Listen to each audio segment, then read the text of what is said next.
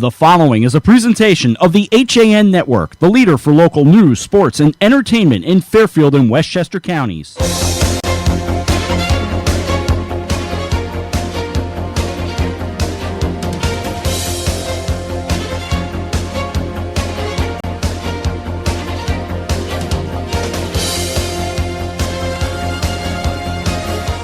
Beautiful weather for our boys lacrosse for a Tuesday afternoon on the HAN Network. Good afternoon, everyone. With Frank Granito and AJ Simonowski, I'm Rob Adams. As today, FCAC boys lacrosse comes to the HAN Network. It's our third broadcast of the year. You'd think I know which sport we're doing, Frank. Today, the Greenwich Cardinals take on the Ridgefield Tigers, and I guess it's a matter of me being so used to seeing you standing down on the ice. No, it's nice being up in the booth there. We've got AJ down at field level, though, expecting big things from him today. I wouldn't hold your breath on that one, guys. Should be a good one, though. And these are two teams, both 1-0 in the FCAC already. Now, look, they haven't had the toughest games to start the season. Ridgefield opened up with a 21-0 win over Stamford, while Greenwich did beat West Hill 20-1. But lost to a good St. Anthony's team who will be around the FCAC a few more times this season, taking on New Canaan and Darien.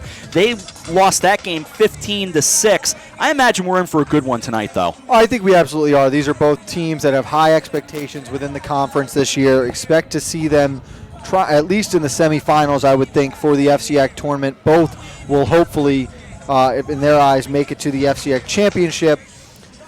For the Greenwich team, losing to St. Anthony's in their first game, that's tough. You're getting your feet wet, and that is a very good team out of a very competitive conference, obviously.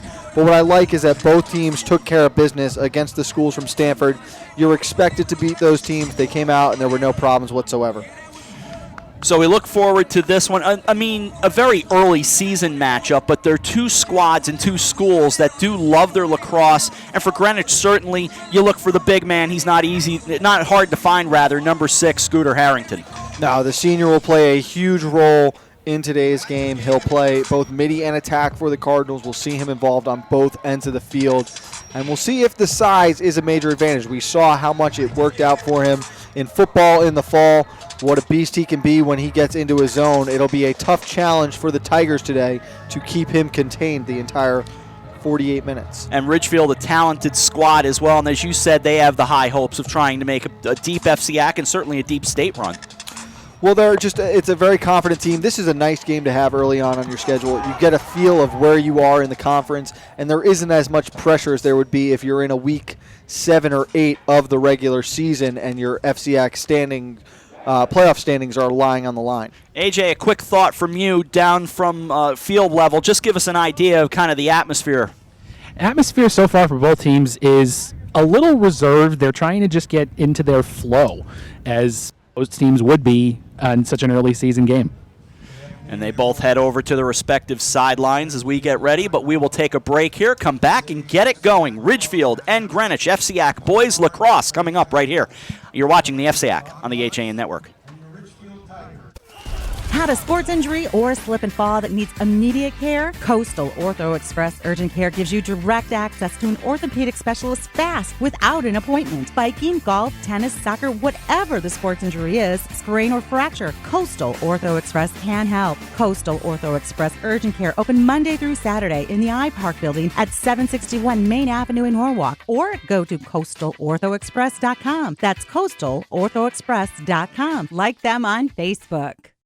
Walter Stewart's Market in New Canaan is your time-saving local shopping destination for the best of spring. Find many of your favorite products, from great specials on everyday items to the freshest organic produce, artisanal cheeses, and grass-fed steaks. Drop off your knives to be sharpened, grab a beautiful bouquet of spring flowers, and stop in next door for a wine tasting. Plus, their personable staff is always ready to lend a helping hand. So stop in to Walter Stewart's Market, 229 Elm Street today, or shop online at stewartsmarket.com.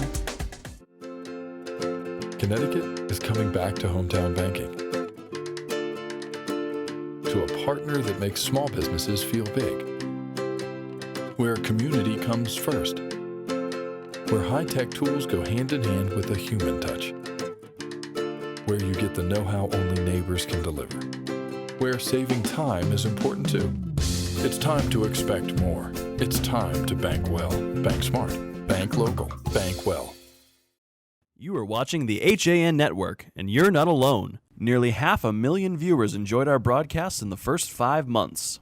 Advertise on the network that reaches Fairfield County, Connecticut's most engaged audience. Contact Jessica Murrin, Advertising Director, at 203-273-7312 or email jessica@han.network.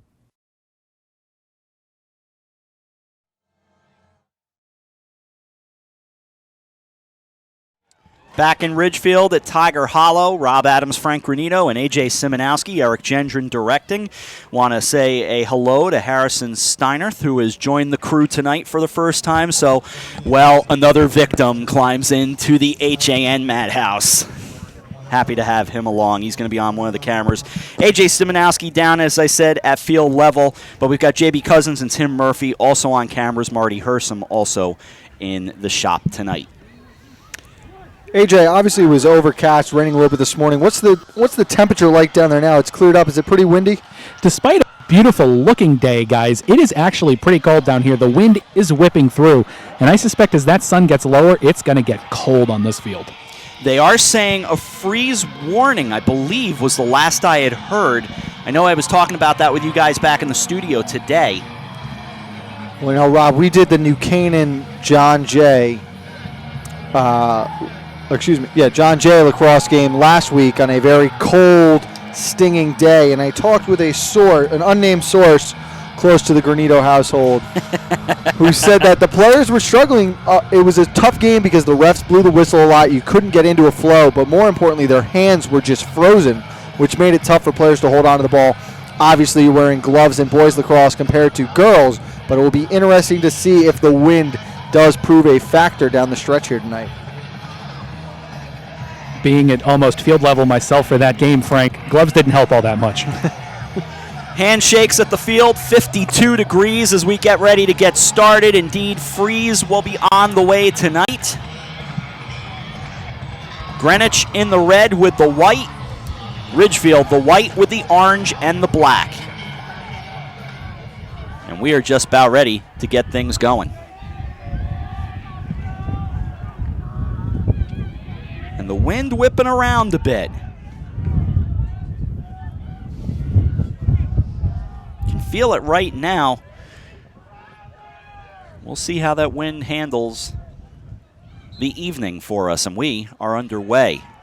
So Greenwich controls it initially. They will move from left to right. They swing it back behind the cage, going to the far side. Bailey Savio starts to head off for the Cardinals. Cardinals coached by Bobby Lutz in his first year, while Roy Colsey on the other side for the Tigers. Just underway, warming up the seats. A nice dedicated crowd on hand, and 37 seconds gone by. You can see the Ridgefield girls lacrosse team sitting in on this game, coming off their victory over Brian McMahon just before this one. They came out on top 18-2 in that match. It was a barn burner for sure. They just, too much talent for the Tigers in that game. They looked very sharp.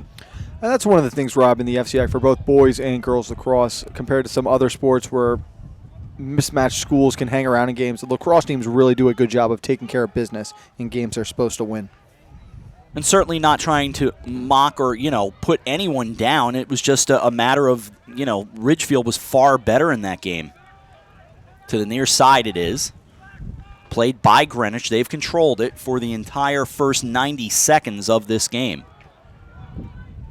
Scooter Harrington wearing number 6. Just inside the football numbers. 20 yards out, they swing it over to the near side for Will Perry. Perry starts to drive.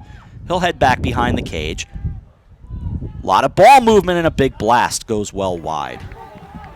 10:18 to go in the first and no score. Very nearly a turnover on that outlet pass, Rob. That was Jack O'Connor for Greenwich, who did a very good job. You're right, AJ, scooping that pass up from just off the turf. Good job, though, getting a look there on net, too. And the possession will continue now for the Cardinals. Perry back behind the net. There's Harrington again. You can hear the wind. Again, spinning around behind the cage. Addison Muir for the Cardinals. In a scoreless game with 9:43 to go here in Ridgefield. Ball loose, coming over to the near side. Looks like the Cardinals will be able to grab it. And no, they will not. Spin it the other way. So Ridgefield will get their first touch after all that, and it's 9.5 to play in the first.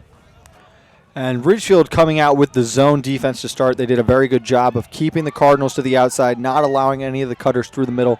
The one time we saw them apply pressure was when players went behind the net to the X position. We've got our first flag of the evening as the sun will set to our left with New York in the shadows just beyond that left side end zone, the west end zone. You can almost throw a football to New York. The fine Empire State. Played back behind the Cardinal net. Getting in close with a nice move. Now the ball loose, and they stop things right there. There's the whistle with 8:53 to go in the first.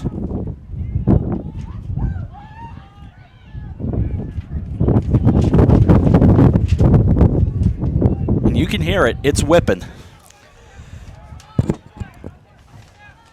Just 8:53 left here, so we see our first man advantage opportunity. Looked like an illegal block. We'll wait for AJ, see what he got down there. We'll see how the Tigers respond now. They surrendered a long possession to start. Now you having a chance to go on the attack. Biggest thing is you've got to try to get a shot on goal in this possession. And indeed, it goes on Cooper Moore of Greenwich. Chase Levesque for Ridgefield. Quick ball movement near side. AJ, what do you have? Rob, the penalty was actually an offsides call. All right, there it is. And interesting, Rob, that Chase Levesque with the long stick is being used on offense here. Bounced just wide, Frank. Go ahead. During the man advantage. Just an unusual, I guess, strategy you wouldn't see used very often, but he did have a nice feed inside there on that shot from Drew Fowler that just went wide to the left of the cage. Backed out by the Tigers. 8:14 to go in the first. No score. Now they'll play it back behind the cage. Bennett Cooper, the senior, in net. And it'll bounce over to the near side. Levesque chopping at it. A battle of 11s down there. As Levesque and Truman Imbo go at it.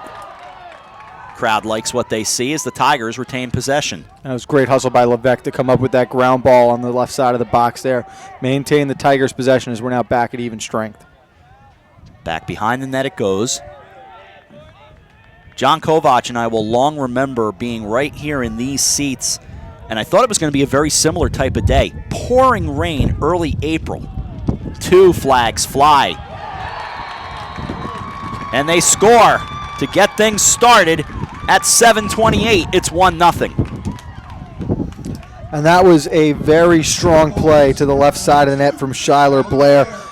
Works off the check, maintains possession, fakes low, goes upstairs right underneath the crossbar. Very well done for the first goal of the game. Skylar Blair gets things started.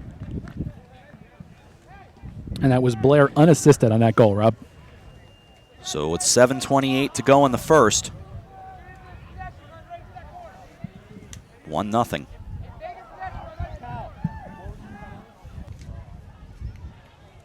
As AJ said, Blair unassisted.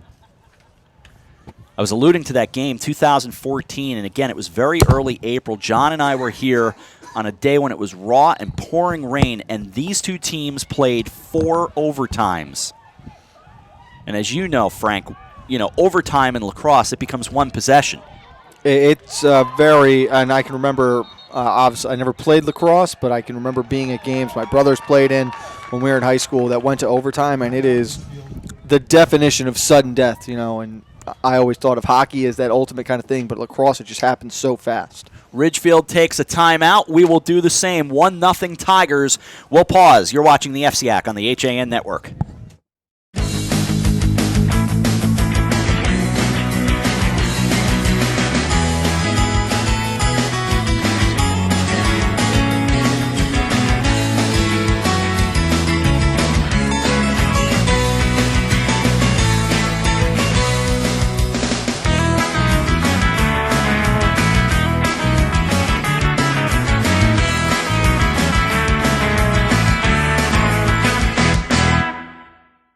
I'm Kate Chaplinsky. Join us for Coffee Break, weekdays at 11 to get the latest Connecticut news, weather, high school sports, and more.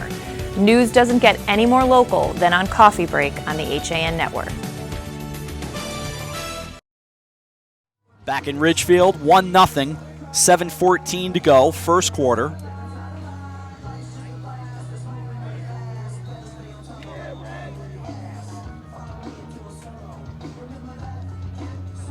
Coming out of the timeout, Ridgefield, AJ, I noticed very fired up as they went over to the bench. Definitely, and I think Coach was just trying to implement more of a just get back to their game plan, what they want to do off of this possession. Greenwich a little bit more reserved, already down 1-0. So they come back out for the possession. Skylar Blair the goal, 7:28 to play here in the first. Greenwich started looking very sharp, dominating the first possession. But now very much in the hands of Ridgefield as they set things up behind the cage. Now bring it over near side. Faking on the blast. That was Bobby Philbin for Ridgefield. Again, they're in the white with the orange and the black. Mark Galone takes a look, gets away from Philbin. He'll go back and retrieve it, and the whistle will sound. 6.5 to play in the first, 1-0.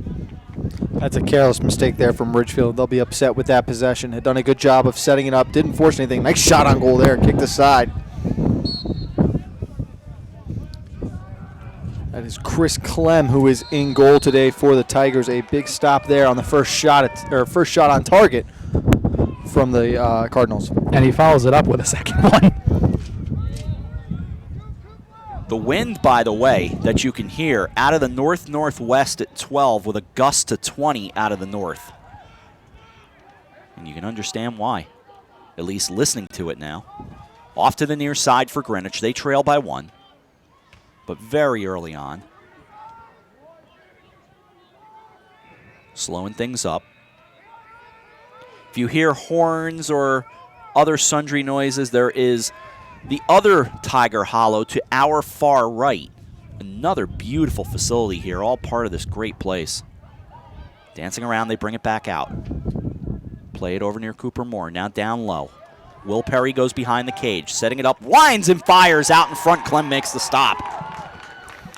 And Greenwich has been very deliberate so far to start this game. Ridgefield's done a tremendous job of forcing them to the outside. That was their first real good look at it, or at the net, excuse me, and a big stop there on Perry by Clem. Perry tried to play with the inside shot. Clem able to just get his shoulder on it and deflect it out of the way. And AJ, it looked like they wanted Perry to have a shot from the offside originally, but he got a little too close to the goal line and was on his dominant hand and couldn't switch back to the left. Didn't have the greatest look at it, Frank, but I'll go with what you say. Bounce back behind the cage now. Ridgefield retains in a 1-0 game with 4:55 to go in the first. Here's Peter Darth. He starts in, gets down close, hits the side of the net. Crowd started to react, not the case. Little tougher to see from that perspective down low. We have a good perspective up high. This is a small press box, so we're always pleased to get inside of it. In football season, and Frank can tell you, football season, this place is jammed. It is jammed. That's exactly the right word. You are packed as tight as could possibly be. I've done one football game in this room, and it was only because I knew the Greenwich assistant coach, and he said, I promise to keep my language as nice as I can for the evening. And he did a good job because Greenwich lost that night here at Ridgefield. First time in a long time that the Tigers had beaten the Cardinals in football. Back out it goes for Perry in a 1-0 game. He starts in a little hop step, gets down to the hash marks, now backs it out. Feeds back.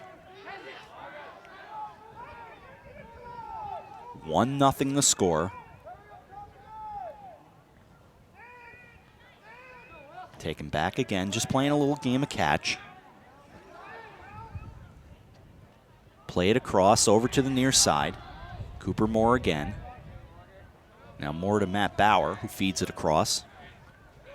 Addison Muir on the far side. 1-0 game, 3.5 to go in the first. Low scoring. Perry will watch it roll out. As Ridgefield, Will Carpenter got a stick on it. That was a questionable decision there by Scooter Harrington to throw that pass to the middle. Uncharacteristic of the senior captain. And Rob, we can see with the Ridgefield defense, it's the zone. They're switching off as people switch in and out of their zone. Don't be surprised if Greenwich goes back to that pick and roll kind of offense up high, trying to create motion down low for mismatches. Set up out in front, Will Perry, and then he gets pummeled down. Great defense, though. How he doesn't score is beyond me, but it's just brilliant defense by the Tigers, and it's still 1-0. And that was Levesque. Now back on the defensive end. Perry was alone in front, put the goalie on the ground, and right before he could get the shot off, Levesque came in and put him to the turf as well. Perry will slow things down. Drew Mullen over there for Ridgefield. 1-0 the score, 2.5 to go in the first. Tigers on top, Cardinals trying to answer. Back out it goes. Fed across. Perry, 20 yards out. Stays right along the football numbers.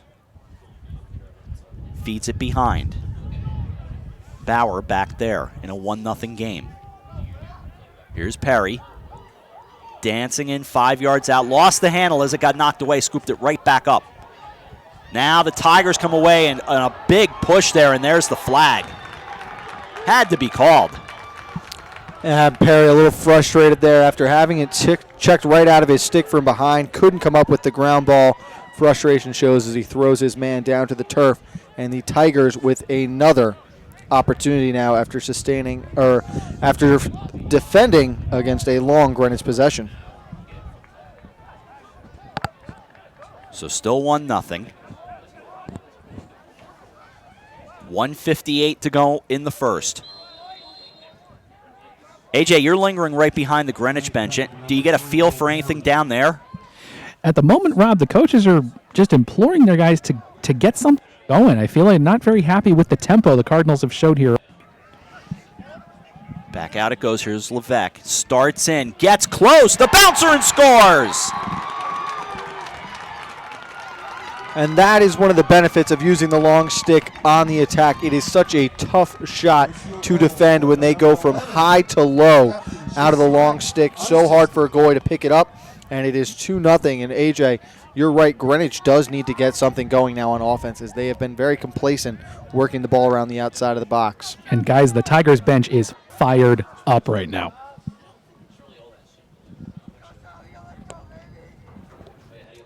Two 2-0 with 98 seconds remaining in the first. And a terrific start for Ridgefield. One of the benefits, though, for Greenwich right now, Rob, they have been tremendous in the faceoff circle. Bailey Sevilla is 3 for 3 on the draws, and it is one of the most crucial parts of the lacrosse game if you want to have any kind of chance. Back out it goes, 30 yards.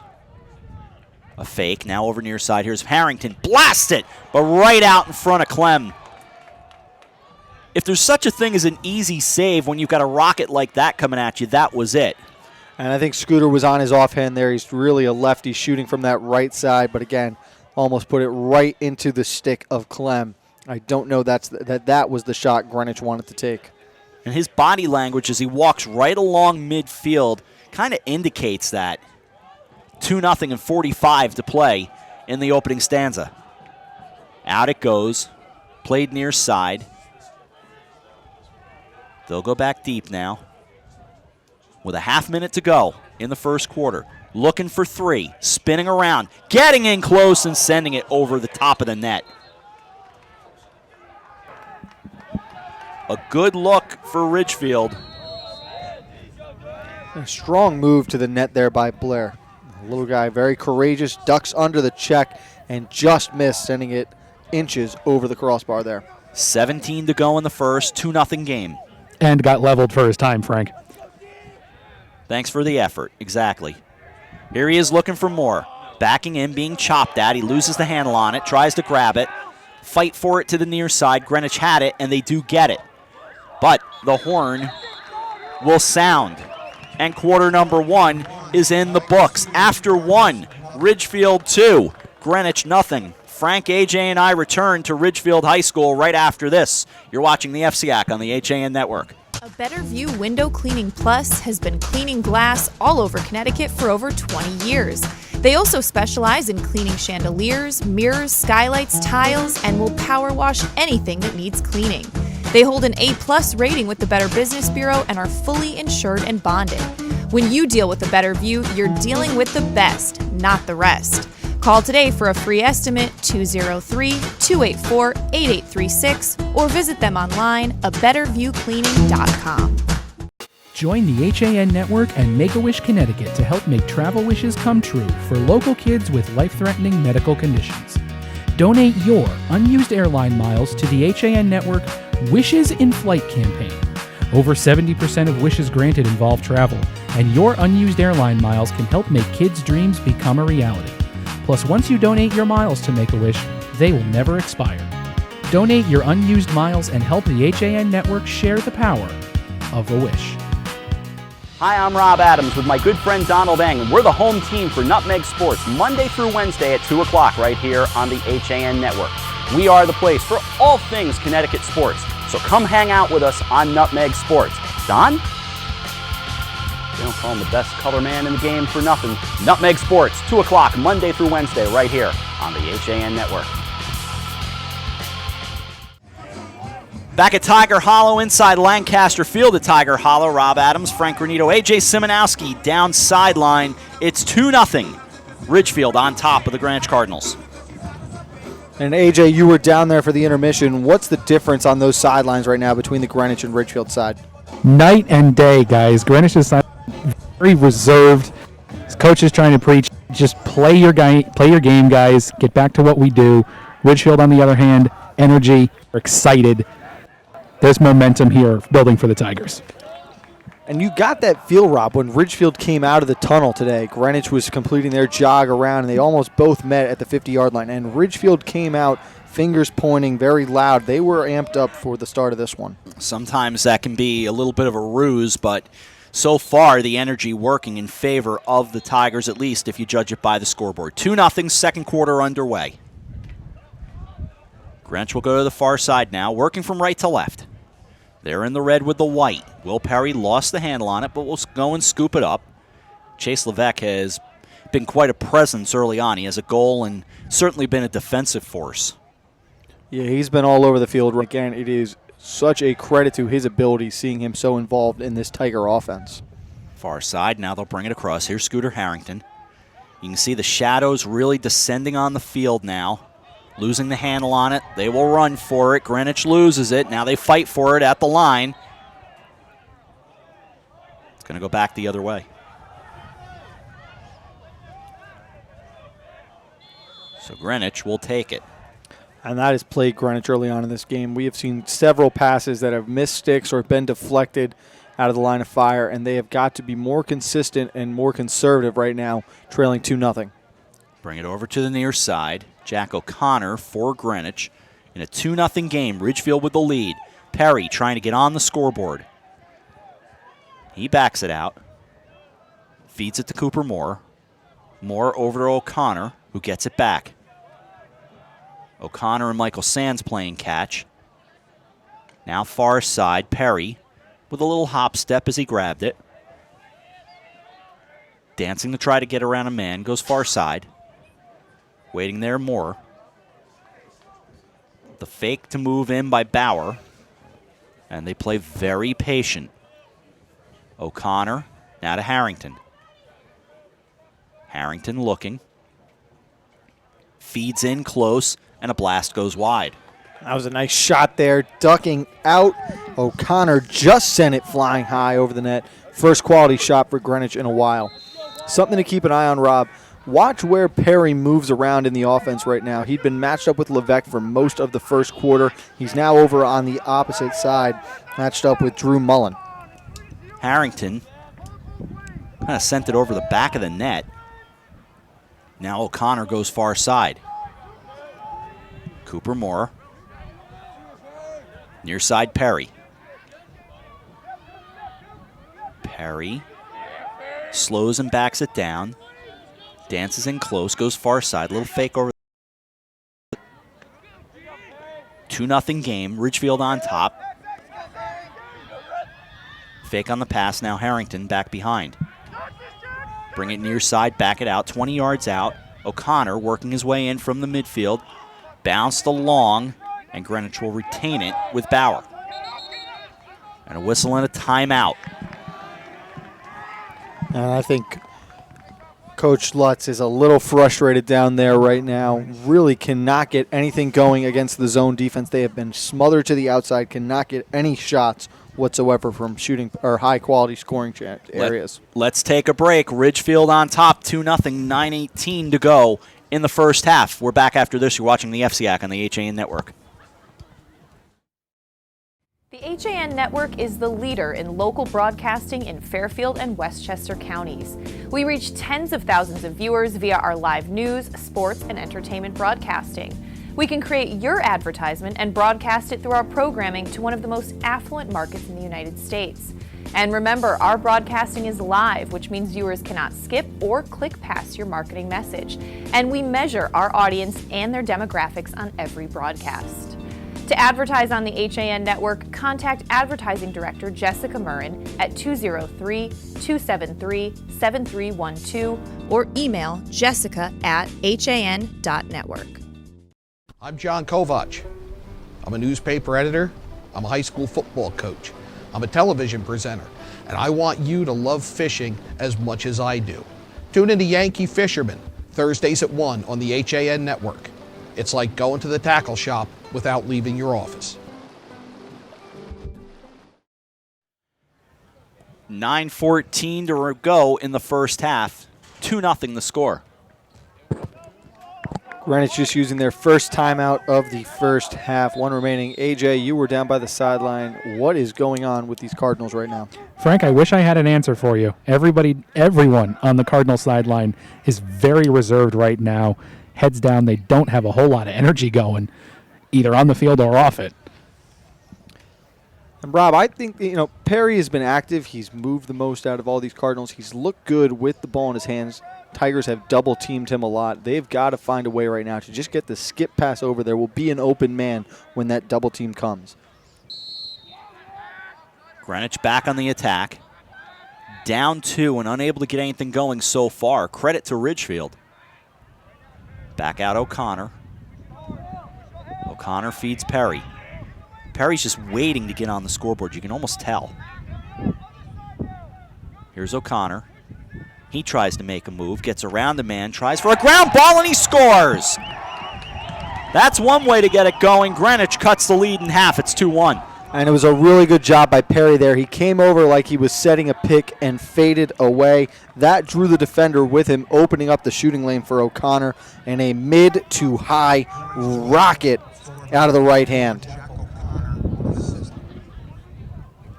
And it comes with 8:51 to go before the break.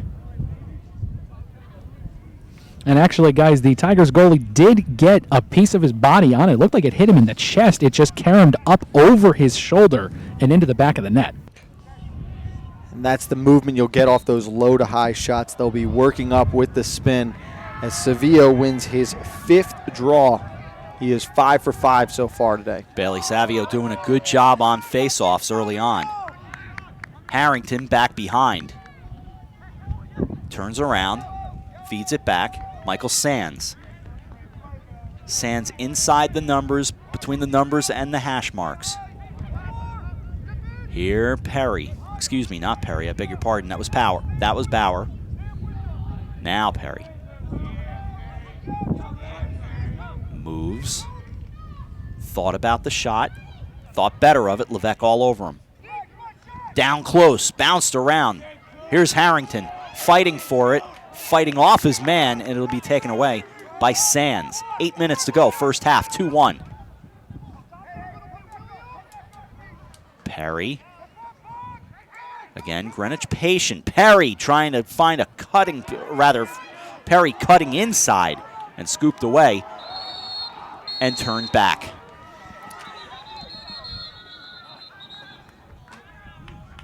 Drew Mullen slid down as he went out of bounds. 7:45 to go in the first half and a timeout. Ridgefield calling the timeout. It's 2-1. A lot of timeouts in this first half. And I like, Rob, what Greenwich did there on that possession. You came back, you just scored. They did not force a shot, though. We saw a couple times, and you were right. They thought better of it. Keep working it. Maintain this momentum right now. A lucky break there of the slip up and man falling out of bounds, so they'll maintain possession again. But let's go back even further there. Scooter Harrington going up for a ground ball and does a tremendous job boxing his man out, allowing Michael Sands to come in and keep that possession going. So a little life here from the Cardinals. 2-1 the score. Goals by Blair and Levesque for Ridgefield and O'Connor for Greenwich. And again, I'm a little intrigued by the number of timeouts taken in this first half. It's just like each coach is trying to feel this game out a bit. I agree. No one's taking. There aren't a lot of chances being taken right now. It's a very conservative effort. Ridgefield's zone has been tremendous on the defensive side. Greenwich is starting to figure it out a little bit. We saw Perry cutting through the middle bit. I would like to see a little more motion from them to keep things going. There isn't much to say about the Ridgefield offense or Greenwich defense yet this quarter, as we've lived most of it in the left side of this field.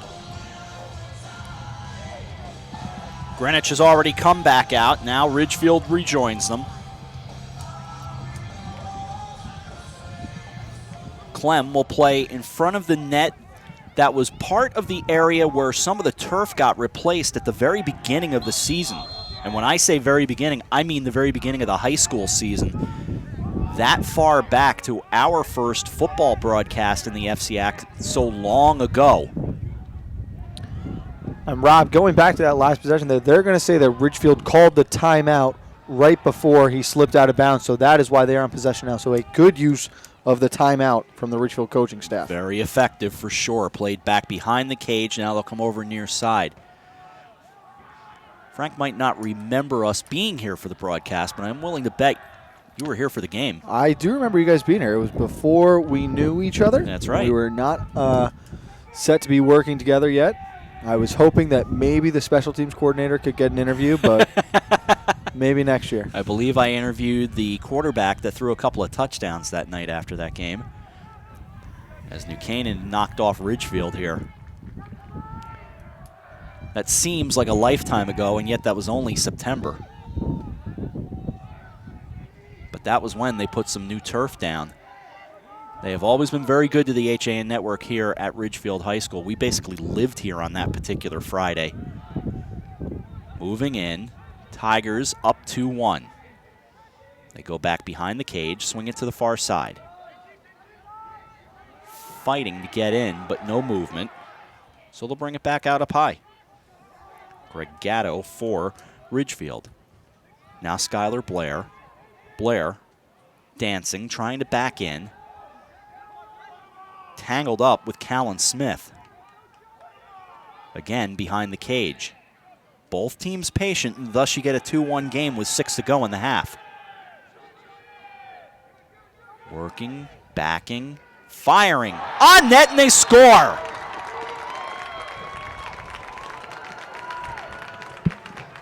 A tremendous individual effort from Peter Dirth right there. Works through the double team, able to get to the high slot. The right-hand shot, high to high on the short side. Great job to finish over Cooper's stick. So Dirth makes it a 3-1 game.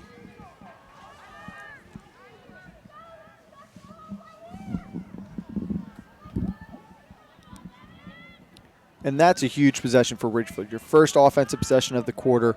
You sustain the attack a little bit. Don't force anything. Finally get your chance, and you capitalize. And that is just a blow to Greenwich right now. And come back to the effective use of that timeout.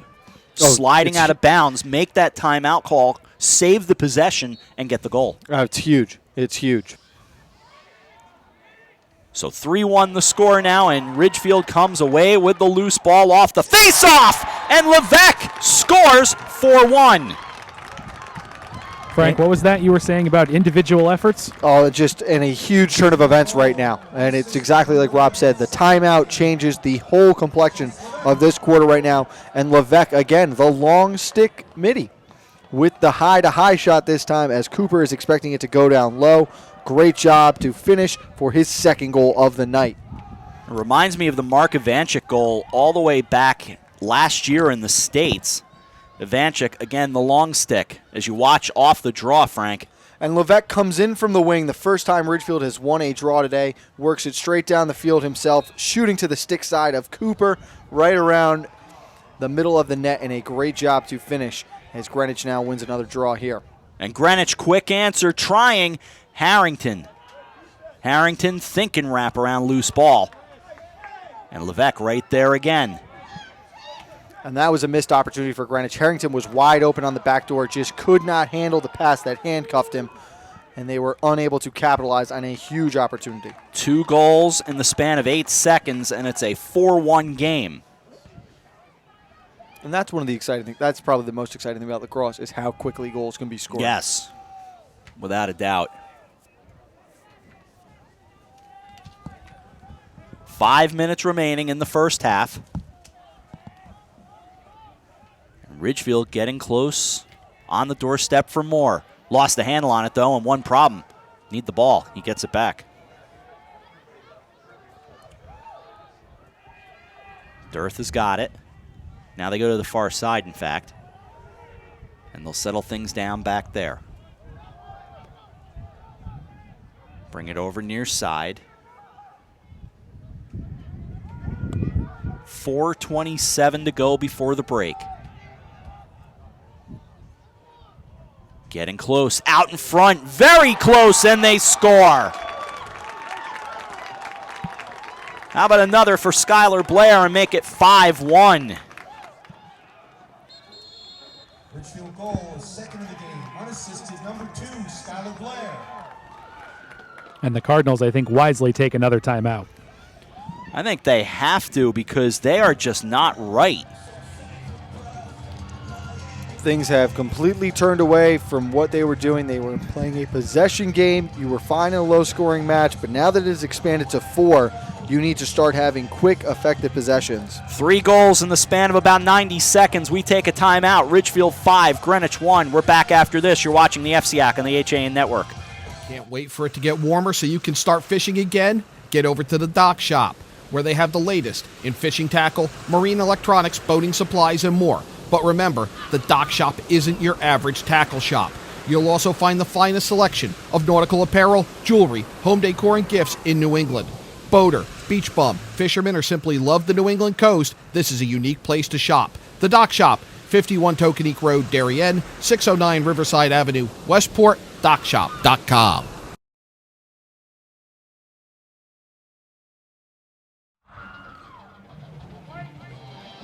Back in Ridgefield, 4 minutes, 20 seconds remaining till halftime.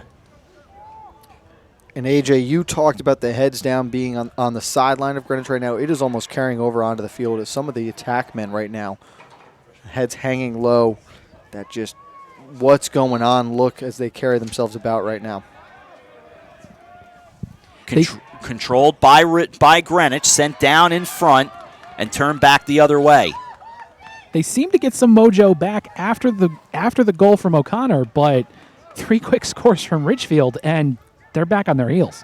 And that was a tough shot from Savio. He had a little bit more room. He could have walked in closer. That's an easy save for Clem to make. Levesque to the near side.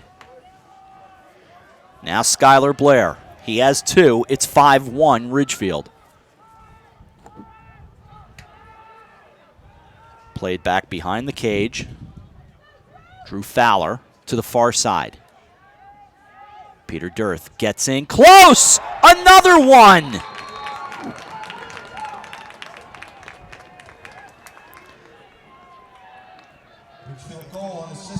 And that's one O'Connor is going to want to have back.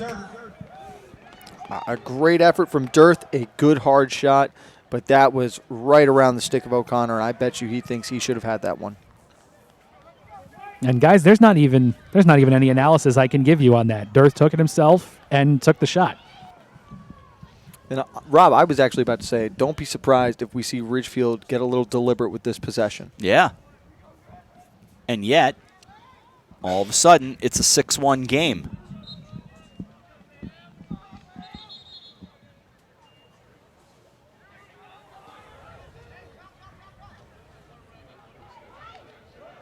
So it'll be Ridgefield. Skylar Blair had it. Back to Blair. Some disagreement on player positioning before the whistle blew. Yeah, I noticed that. Played back behind the cage. They'll send it far side. Ridgefield very much in control. Up 6-1 now. And coming up on 3 minutes to go in the first half.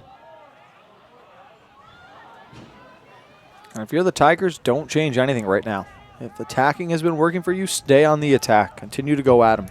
It was only about 5 minutes ago. It was a 2-1 game. When they were just having their first possession of the quarter. Yeah. 4 for 4 since that time. Peter Dirth, he has 2. He gets it back.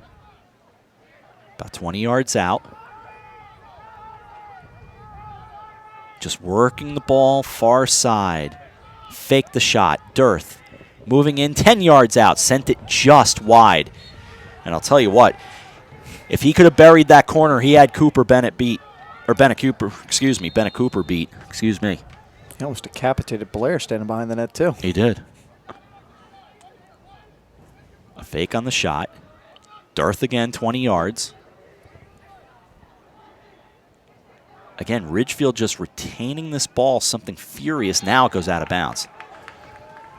2:08 to go in the first half, 6-1. First empty possession for the Tigers so far of the second quarter. So Greenwich now with 2 minutes to go has got to be able to come up with at least one. Perry with a hop step. Looks like Walter Payton taking that step. It's a great reference. Scooter Harrington plays catch. You ask yourself, when does desperation set in for Greenwich? And it's still very early on. Shot there, fired off the post. That one came out of the stick of Michael Sands. It's still early on as Ridgefield now comes up with it again, Rob. It's a 5-goal game, yeah. But it's just such a high-scoring game that it doesn't make a difference just yet. But you do not want to let the bleeding continue here. The long stick of Drew Mullen sent it ahead. The save made. And it's covered up by Cooper. And just to back up a little bit, guys, that shot by Sands, really ill-advised. I was down here. I'm basically on line with the goal. He took that from a very tight angle. He didn't have a shot. I don't know why he took it. Here's Michael Sands. Lost the handle. It bounces. Greenwich comes away with it. Under a minute to go in a 6-1 game. As Cooper Moore lost it. Picked right back up. Perry drops to a knee, jumps back up. Sent it loose, and Ridgefield comes away with it. And it's careless passing again that spells the doom of another Cardinal possession. That was Luke Gatos, and he sends it down. Feeding it to his right. Another one, and sent wide. Just missed. And what great ball work coming down. Everyone getting a touch. The defense has to overplay it. Dirth was left all alone in the odd man rush. Just couldn't put it on cage. 19 to play in the half. 6-1 Ridgefield. They miss again. That was almost 3 points. Almost. Swindell would have hit that one, right? 13.7 to go. Little fake. They bring it 10 yards out. Down to 4. Down to 3. Need a shot. Down to 1. Misses with .3. And Dirth got a really good look at that one. Just unable to get it down. Sailed the last 3 over the cage there. And Greenwich is very lucky. That was after the horn, so the first half will come to an end. But the Ridgefield Tigers have very much taken control of this game with 4 second-quarter goals, and they head off to the locker room up 6-1 on the Greenwich Cardinals. And Ridgefield did everything right in that half, both offensively and defensively. They didn't force shots. They obviously rushed a couple there at the end, but it's the last possession. You're trying to put something on goal. Defensively, they stayed in that zone. They stayed true to it, never overcommitted, and forced Greenwich to spell their own doom. Blair, Levesque, O'Connor, Dearth, Levesque, Blair, and Dearth, the goal scorers at the end of the first half. Ridgefield 6, Greenwich 1. We'll take a timeout, come back for the second half with Ridgefield up 5 on the Greenwich Cardinals. You're watching the FCAC on the HAN Network. At the Sylvan Learning Center of Darien, experienced teachers and personalized academic support equals superior results. Our certified teachers uncover skill gaps, address specific needs, and help students realize greater academic success and increased confidence. We're enrolling now. Individualized after-school tutoring in reading, math, history, elementary math, algebra, geometry, calculus, high school science, and study skills. For a free consultation, call 203-655-3276 or email gmcsylvan@gmail.com. It was a great game, but it got messy at the end. With sports, I'm Rob Adams. Kate, back to you. Thanks, Rob. Well, speaking of messy, here's a story about how Triple S cleaned up a big problem for the HAN network. Eric, let's roll that footage. The HAN network travels all over Fairfield County in our HAN Cruiser, covering news, sports, and entertainment. And when we do, we make sure that our HAN network branded floor mats are with us to keep the dust and dirt outside. These mats get filthy, and there's only one company that can get rid of that kind of dirt. Triple S, with locations all over Fairfield County. We're just now pulling into their Stanford facility. Rob, let's go see if Steve and Wanda can clean these mats up.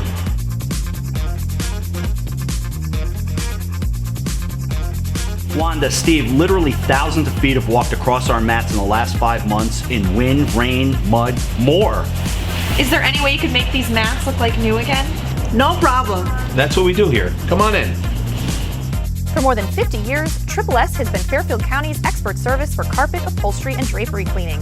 We provide the best in repairs and in-depth restoration, understanding fabrics and how to properly clean and restore them. Our staff will come to your home to clean your wall-to-wall carpet to perfection. We can also pick up your fine carpets and bring them to our facilities. With locations in Norwalk, Stanford, and Stratford, Triple S will get the job done fast, big or small. At Triple S, you can count on our people as well as our cleaning. Find us at triplesclean.com or 203-847-8000. For over 25 years, Mike Cizik Painting and Wallpapering has been the name to know for residential and commercial properties in Fairfield County. He uses only the top brands, including Benjamin Moore, for impeccable preparation and lasting quality. Call Mike now and receive $500 off any job over $7,000. Mike is currently accepting reservations for spring, so call him today at 203-770-8869 or 203-972-3310. For your custom painting, finishing, and staining needs, it's Mike Cizik. Are you hoping winter is finally in our rearview mirror? Can't wait for the air and water temperatures to start rising? Well, if the answer is yes, you need to get over to Darien or Westport and stop by the Dock Shop, where it's always summer. Both shops are being stocked with lots of new merchandise, including fishing tackle, marine electronics, boating supplies, and more. But remember, the Dock Shop isn't your average tackle shop. At the Dock Shop, you'll also find the finest selection of nautical apparel, jewelry, home decor, and gifts in New England. Boater, beach bum, fisherman, or simply love the New England coast, this is a unique place to shop. The Dock Shop, 51 Tokenique Road, Darien, and 609 Riverside Avenue, Westport. Online at dockshop.com. Want to learn how sponsored content can help your business? Let the HAN network help. First of all, what is sponsored content? Well, it's a story, video, or other content compelling enough for folks to want to read it, view it, or interact with it, and it's sponsored by a business. We create this kind of content for clients all the time. We build an interesting story or video that carefully weaves your business's brand into the narrative. It might be a story about how the condominium law in New York State makes property taxes on condos much lower than in Connecticut. The sponsor is a condo developer in Westchester, New York. Or a video explaining the European roots of a cafe and yoga studio in Wilton. Or talking about the history of a brand, product, or store while showing its modern-day incarnation.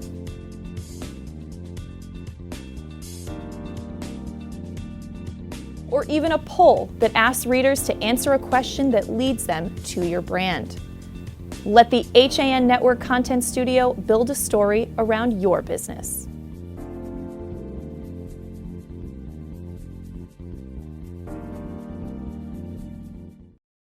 Join the HAN Network and Make-A-Wish Connecticut to help make travel wishes come true for local kids with life-threatening medical conditions. Donate your unused airline miles to the HAN Network Wishes in Flight campaign. Over 70% of wishes granted involve travel, and your unused airline miles can help make kids' dreams become a reality. Plus, once you donate your miles to Make-A-Wish, they will never expire. Donate your unused miles and help the HAN Network share the power of a wish. What's happening up in Hartford and what's trending in the Nutmeg State? Join Kate Chaplinsky And Josh Fisher. on CT Pulse live Wednesdays at 12:30 to find out. We talk to the leaders and newsmakers while breaking down the stories you should be paying attention to each week. With the help of HAN's editorial cartoonist Doug Smith, we take a humorous look at the news of the week. We talk about everything you were told you should avoid bringing up in polite company. CT Pulse, Wednesdays at 12:30 on the HAN Network.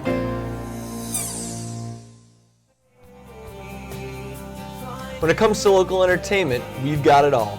From movies, local artists, etiquette, and more. Watch HAN Arts and Leisure every Thursday at 2 on the HAN Network. I'm Denise DiGregoli, the host of The Drive on the HAN Network. Join me Tuesdays for some motivational, intelligent talk with a little humor as we visit with people who live their lives mindfully. Tune in to The Drive live on Tuesdays, 12:30, here on the HAN Network. I'm Kate Chaplinsky. Join us for Coffee Break, weekdays at 11 to get the latest Connecticut news, weather, high school sports, and more. News doesn't get any more local than on Coffee Break on the HAN Network. Hi, I'm Rob Adams with my good friend Donald Eng, and we're the home team for Nutmeg Sports, Monday through Wednesday at 2 o'clock right here on the HAN Network. We are the place for all things Connecticut sports, so come hang out with us on Nutmeg Sports. Don? They don't call him the best color man in the game for nothing. Nutmeg Sports, 2 o'clock, Monday through Wednesday, right here on the HAN Network. Back at Tiger Hollow inside Lancaster Field as the sun sets. 6-1 our halftime score. The Ridgefield Tigers very much in control as we get ready for the second half, Frank. And speaking of in control, you're right about the Tigers. They really just dominated the play, especially at the end of that second quarter. They were 4 of 6 on their last 6 possessions, and they did it all while only winning 1 faceoff the entire half. For Greenwich, it starts and ends right now with your lack of offense. They've been very deliberate, very conservative, not taking a lot of chances and allowing the zone to force them to the outside. And Rob, we talked a little bit about it at halftime. Bennett Cooper does not look like a confident goalie right now. No, he does not look confident at all. Quick glance of the scoreboard, and New Canaan leading Wilton 2-0. Among some of the other games, Trumbull on top of Ward 3-0.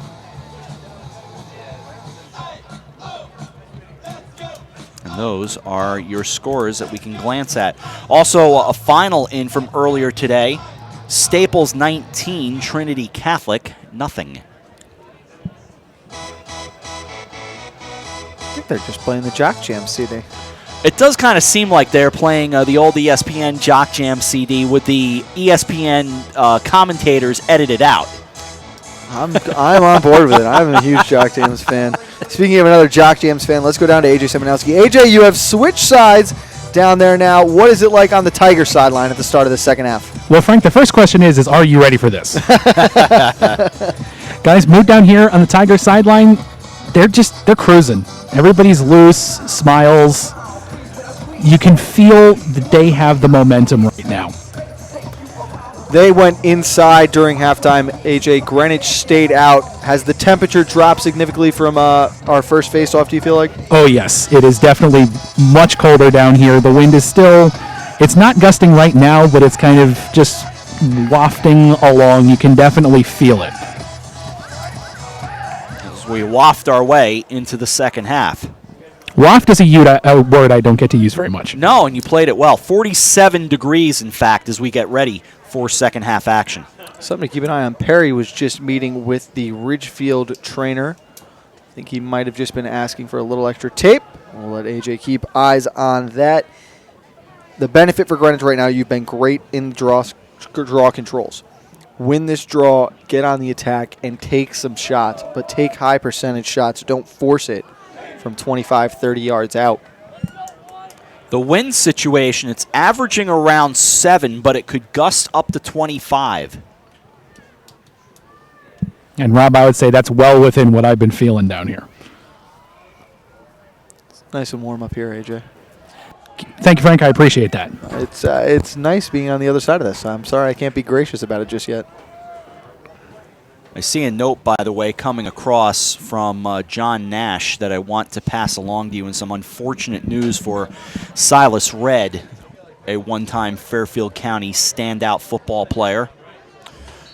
And I'm quoting from a story here, the NFL announcing it was indefinitely suspending him as bouncing on net and scoring to cut the deficit. It's 6-2. And it was Bailey Sevilla right off the draw, Rob. Did a great job faking a pass to his left. The defenders never closed in on him. He worked towards the net, and that was a perfect bounce shot, landing just in the top left corner. So far, guys, Sevilla is the only thing that's consistent. Why not keep it himself? So score back to 6-2. Just to finish what I was reading very quickly, Silas Redd suspended.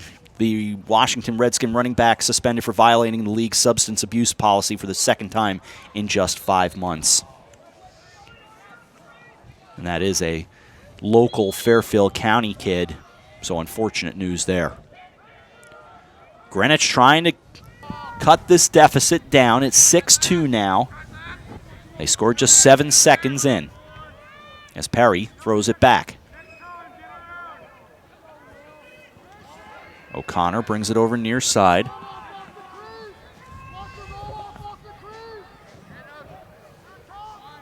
They'll send it back behind the cage.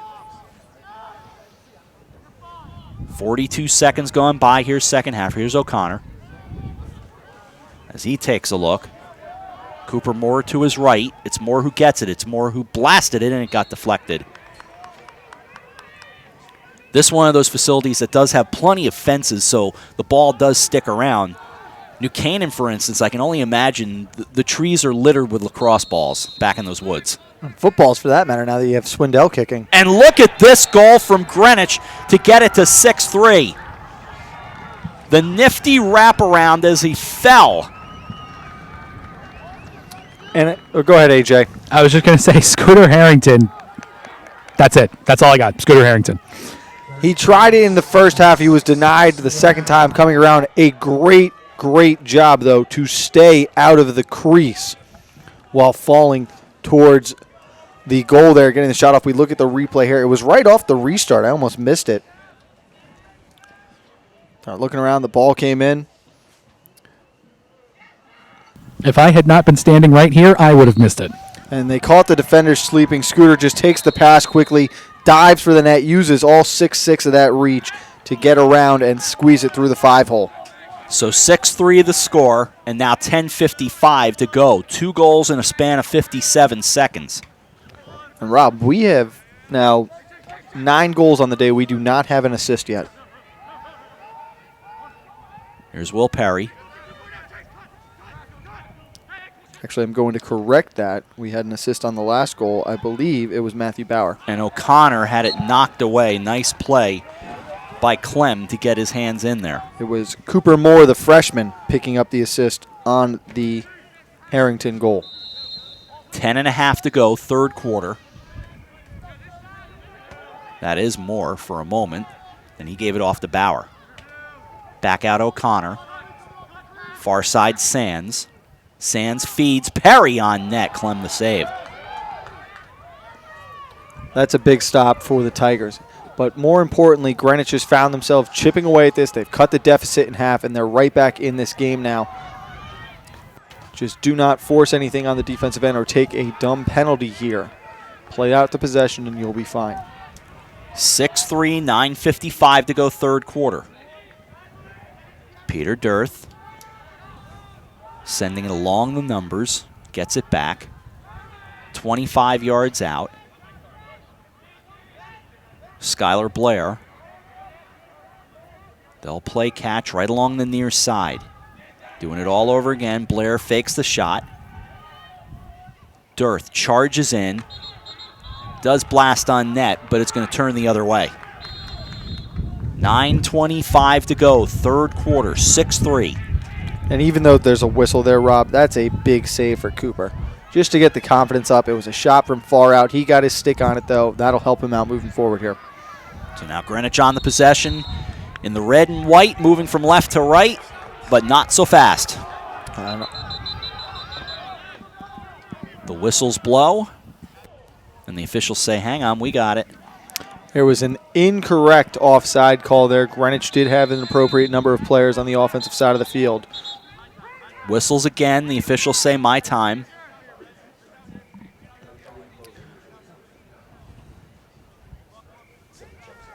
And O'Connor will grab it, stand near the official. Now we'll put it in play again. O'Connor down far side. Perry. Back behind it goes Bauer. Back to Perry. 10 yards out. A long stick on him of Levesque. Lost the handle. Gets it back, and it's Levesque coming away with it. And again, another whistle down on the field, and they'll stop things with 8:44 to go in the third in a 6-3 game. And Rob, it appears the whistle was blown for a lost glove. All right, the lost and found has been taken care of, and away we go. Darkness now descending. Lights are on here at Tiger Hollow. Dearth goes to his right. As they play catch, Dearth gets it back. Feeds Galone. Here's Blair. Back to Galone in the fake. Now Blair. And the shot just kind of pinballs around. Ridgefield gets it right back. The save by Bobby Philbin near side Blair. 8 minutes to go in the third. Dearth fakes, dances, on net, deflected. Big stop by Cooper. Good move by Dearth in the slot there. The hesitation. Now he cuts right in. And a little tic-tac-toe, and the answer, 7-3. It was the play before. He had the hesitation that bought him a little time. Then he came up strong with the shot. Better play this second time, though. Unbelievable find for behind the net, and Dearth buries it for the hat trick. It's the very reason AJ did not wear a hat today. I'm not much of a hat guy, Rob. No, I've never seen you in one, come to think of it. 7-3 game now, 7:50 to go here in the third. Of course, it's more of a hockey thing to throw the hats. There are a lot of hat tricks in lacrosse, to be quite honest with you.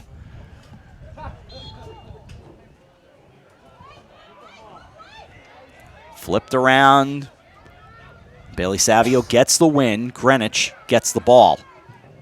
They move from left to right. Chasing 4. Scooter Harrington brings it over near side. Sends it across to Michael Sands. 7:25 to go. Third quarter. 7-3 Ridgefield. Baseball tomorrow, Stamford and Staples at Staples High School. 4 o'clock game. Far side again. Harrington. 15 yards out. And a loose ball bouncing around comes over to the near side, and Addison Muir. Of course, there's more lacrosse here again this Saturday. But even more importantly, 3 o'clock, the Rangers and the Penguins, Game 2 from the Console Center. Oh, that was well played by you. Sands, indeed, NHL playoffs getting underway, and Greenwich getting a goal. Nice shot there from Sands. Going down low on the on the stick side. Clem has struggled a little bit down there, and it is now Clem who looks to be a little uncomfortable in the cage as Greenwich is starting to pepper. 7-4 now, AJ, so Greenwich making some noise. And guys, as started at the top of the half, I have moved to the other side of the field, but I can see there is some life on the Greenwich bench. Tide's turning. We take a look at the replay here. 7-4 score. As we're back to live action, 6:42 to go. And another loose ball for Greenwich. Quick answer? No, Clem the save and a big one. More importantly, Rob, the save and the collection of the rebound. Scooter Harrington was right there as the ball ricocheted out of Clem's stick. And AJ, you're standing by the Ridgefield sideline right now. We noticed the coach barking out some orders to his defense after that last goal. Could you hear what he was saying? I couldn't, but not angry orders, I can tell you that much. Still with a 3-goal lead. No need to panic whatsoever. Remain confident. You've shown that you can shut down the Cardinals' offense. Blair out to Dearth. Under 6 to go third quarter, 7-4. Greenwich trying to fight back. Blair sends it over to Philbin.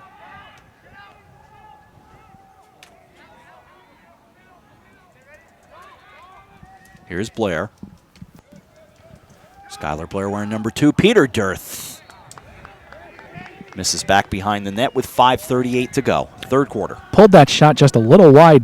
Frank, I've noticed from this angle here, Ridgefield seems to be focusing their offense on the television perspective, the near side of the field. Could they have picked up something on Cooper's style in the net? I think they want to shoot to his stick side right now. They felt confident there as this one sails high over the net. They had success there in the first half. I know he made a save earlier in the half on the stick side, but I think that's where they're aiming right now. Also, a lot of those guys are right-handed shots. I think naturally at the high school level, your follow-through will bring you over to the left side of the net. Sort of a big possession for Ridgefield. Not that you want to make too much out of it, but just to keep Greenwich kind of the momentum on the Ridgefield side. And what they're doing right now, even if you just work the ball around a little bit, you slow the pace of the game back down, that's a successful possession. Again, a 3-goal game, and it's only the third quarter, so we don't want to make too much of this possession. Good, effective ball movement, bringing it near side. Fed inside the numbers. They'll go back behind the cage. Back it comes. Skylar Blair trying to be patient, and it's not easy. Dearth, 15 yards out. Good Greenwich defense also, but better Ridgefield ball movement. 4.5 to go third quarter. Dearth goes right. There's a blast. Cooper, the save.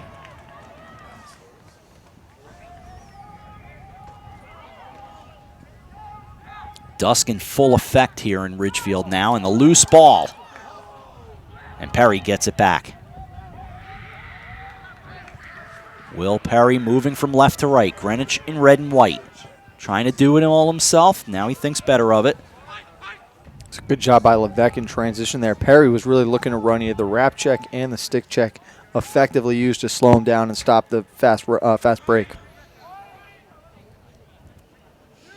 Michael Sands behind the cage. Far side working in Perry. Perry backs it out.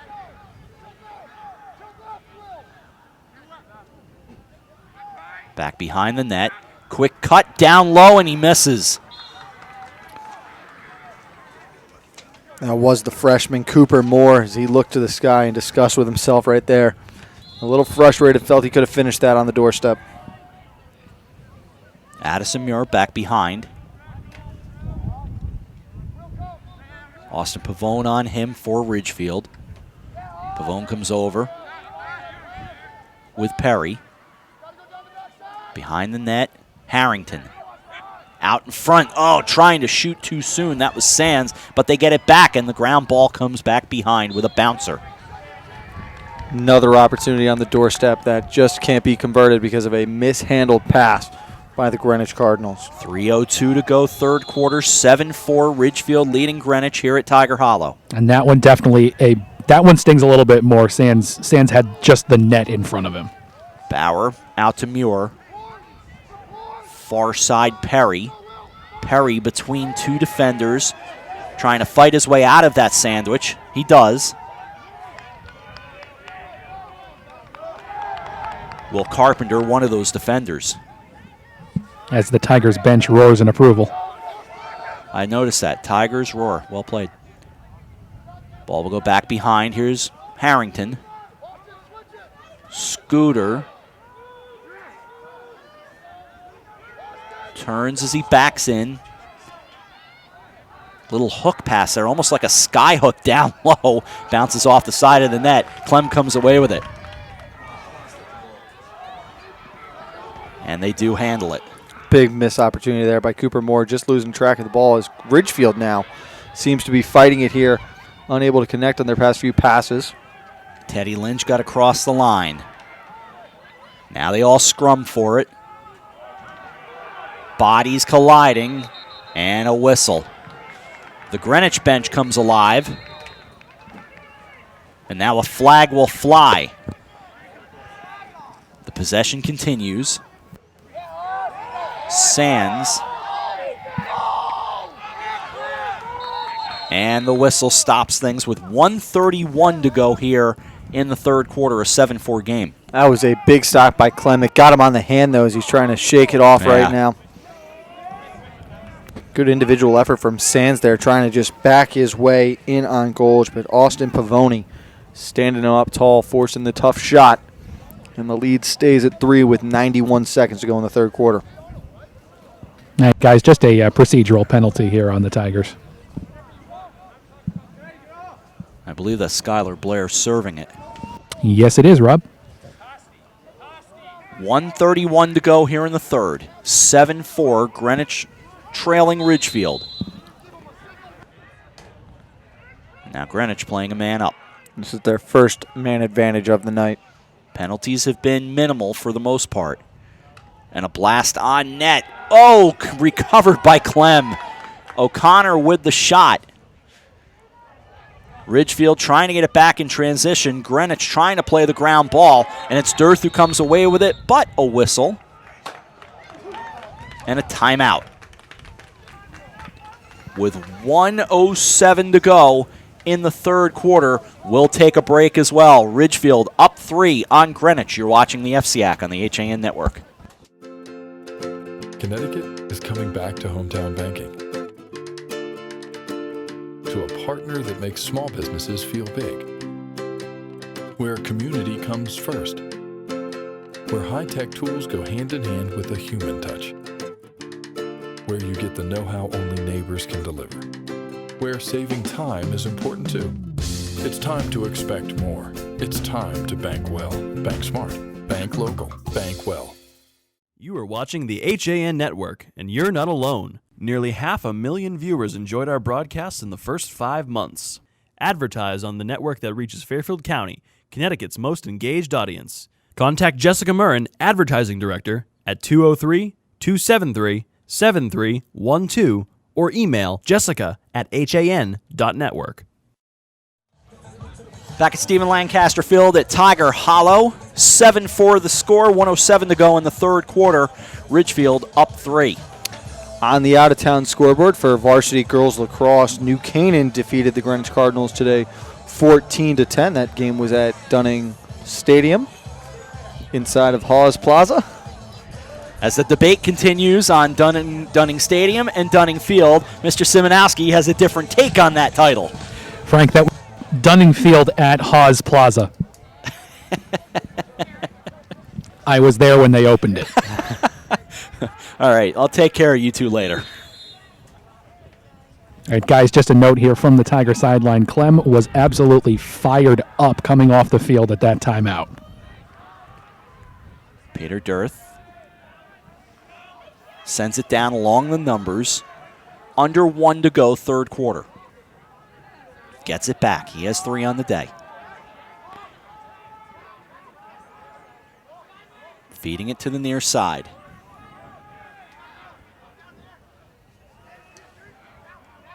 Dirth back with 35 to go in the quarter. And they score! A big goal and frustration for Greenwich. Make it 8-4. And that's real tough at the end of the quarter. You had the man advantage opportunity on the other end. Turn it over. Ridgefield does a good job eating up most of the clock to end the third quarter, and the lead is back up to 4. Ridgefield goal scored by number 22, Mark Gallioni. Assist number 7, Greg Gatto. Mark Gallioni with the goal. And you probably heard the announcement, Greg Gatto with the assist. And AJ, we saw there again, they went back to shooting at Cooper's stick on the high side. It was a right-handed shot, shooting to the short side of the net. A big blast and a big blow to this Greenwich team right now. Whatever it is the Tigers and their coaches have seen, it appears to be working. And that's a tough procedural penalty against Greenwich right there at the end of this quarter. 20 seconds to go. And Ridgefield back on the attack. Here's Levesque. To the near side, Dearth. Gallioni back to Dearth with 9. Far side, Levesque. Behind the cage with 4. Here's Blair. Got to be quick. Gallioni, the blast, and that's going to get deflected away.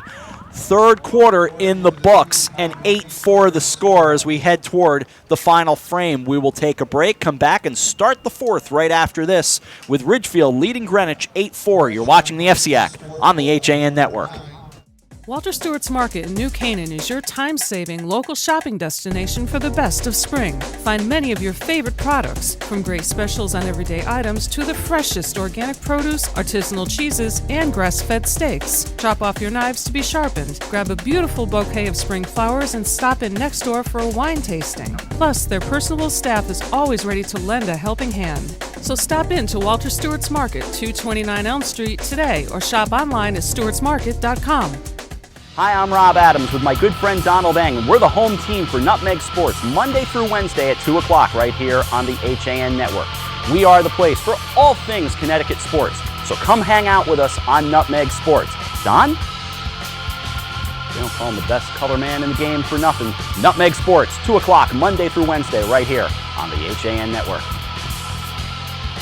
Getting ready to start the fourth quarter at Tiger Hollow in Ridgefield. I'm Rob, that's Frank, AJ's on the field. Cold down there, isn't it now? Yes, very, Rob, thank you. But you are looking sharp in that jacket, let me tell you. I am. This jacket brought to you by the fine people at Denali who gave us this over the winter. They are the nicest, seriously, the nicest jackets I think I've ever owned. Yeah, I would have to say it's the nicest jacket I've ever had. And those kept us comfortable and warm all throughout the colder months, so certainly can't thank them enough, and just absolutely beautiful with our logo on them. And the fourth quarter, this crowd is thinned down just a little bit, as you can imagine, with the temperature dropping. Again, a freeze warning going on until about 8 tomorrow morning was the last I saw. Nonetheless, the fourth underway.